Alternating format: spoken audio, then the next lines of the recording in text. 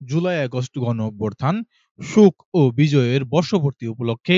৪ই August সোমবার জাতীয়তাবাদী যুবদলের উদ্যোগে ফ্যাসিবাদ বিরোধী আন্দোলন ও আমার না বলা কথা শীর্ষ অনুষ্ঠানে ঢাকা মহানগর উত্তরের সাবেক যুগ্ম আহ্বায়ক এস এম মিজানুর রহমান রাজীর নেতৃত্বে যুবদলের র্যালি।